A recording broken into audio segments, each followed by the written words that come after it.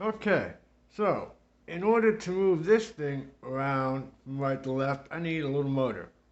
I just so happen to find one. But the question is, do I wire it to a switch or do I do it remotely?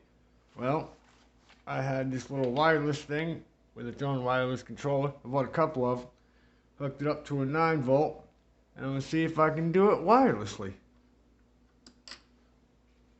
Turned it on, turned it on. Well, let's see what we got. Pressing up. Oh yeah, I now have wireless control gears. Totally man-made, homemade by Jericho. Yep.